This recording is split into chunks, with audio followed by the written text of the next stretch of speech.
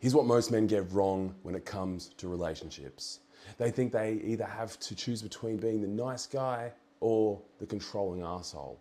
So they either dominate the space, barking orders, making decisions with no emotional awareness, or they swing the other way, become passive, defer everything to her, and call it respect. Neither of these work because she doesn't want to be controlled, but she doesn't want to carry the whole fucking load alone either. Real leadership, masculine leadership, isn't about control. It's about presence. It's about direction.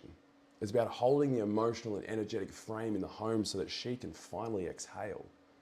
So if you're watching this and your woman is burnt out, overwhelmed, or leading both roles, you don't fix that by stepping back. You fix it by stepping up. And in this video, I'm going to show you exactly how to do that. How to lead from the masculine without dominating, without asking for permission, and without becoming some watered down version of yourself just to keep the peace. Let's get into it. Most men are operating from one of two places in their relationship, and both of them break trust, destroy polarity, and kill intimacy. The first is the dominator. He controls, he commands, he dismisses emotion.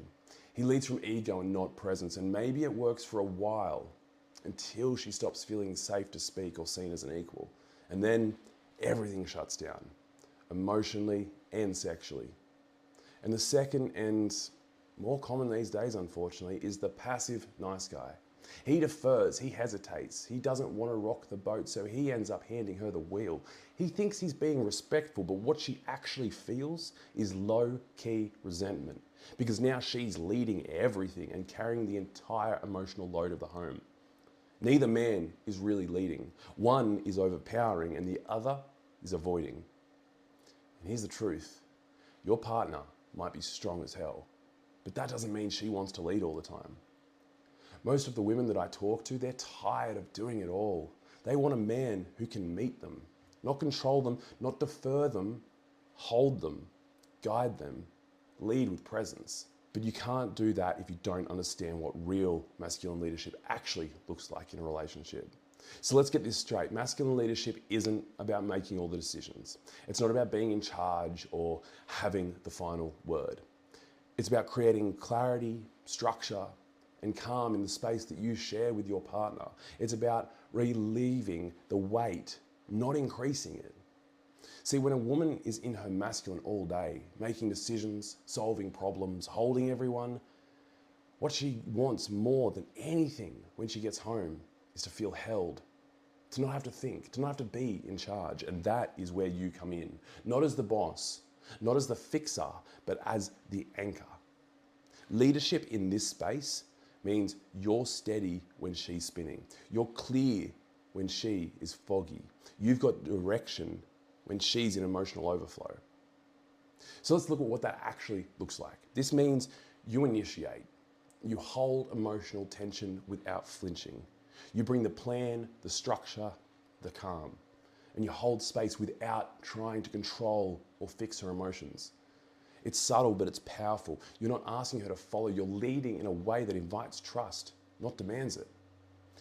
That's the difference between real leadership and ego-driven control.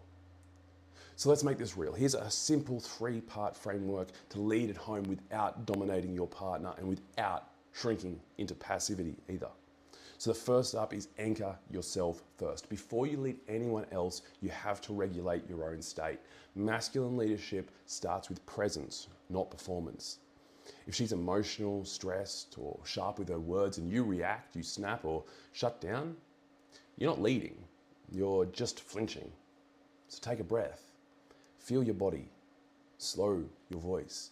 Make sure you are the calmest energy in the room. Second is offer structure without needing permission. See, leadership means bringing direction and not in a soft, hey babe, would it be okay if kind of way, right? It sounds like this. I've booked us dinner for Friday night. No stress, it's handled. Or I'll handle the groceries and cooking this week. You've been carrying them a lot. Let's plan to get out of the house on Sunday. I'll plan something. Notice the tone, clear, calm, grounded. You're not forcing anything, but you're also not deferring anything to her. The third is hold space, don't fix. One of the biggest shifts, stop trying to solve her emotions. You don't need to fix her when she's overwhelmed. You don't need to shut her down when she's angry. You need to hold the space with depth and stillness. That means listening without defending, being still without withdrawing, letting her feel safe to unfold, knowing you can hold it without reacting. Because when you bring these three together, the anchor, the structure, the space, you create a felt sense of leadership, and that is what she's actually craving. I remember coaching a man, a father, a business owner, a true high performer, who told me he felt like he was doing everything right. He was showing up, providing, being supportive, but his partner was cold. She was closed off. There was tension, but zero intimacy. And when she finally broke, she told him she didn't feel led. She felt alone. He wasn't dominating. He wasn't a bad guy, but he'd stopped bringing direction. He'd stopped holding emotional space, and she was carrying everything. Even though he was helping, he was deferring to her leadership at every turn. Once he learned how to finally anchor himself, to step in calmly, make decisions, initiate plans, and hold her without trying to fix her, everything shifted. She softened. She opened up again.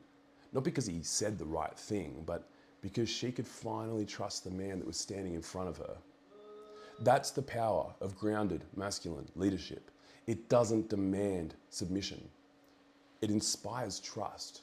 If your woman's exhausted, emotionally shut down, or she's leading the relationship, don't make the mistake of thinking that you need to step back to give her space.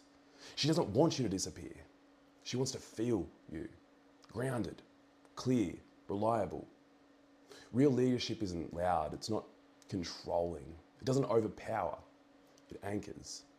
And when you lead from that place with direction, calm, and emotional presence, she relaxes. She stops bracing and she starts trusting you again. So stop leading from performance and start leading from presence. Because women, they don't need a savior. She doesn't need a boss. She needs you. Anchored, clear, and fully fucking present. See you tomorrow.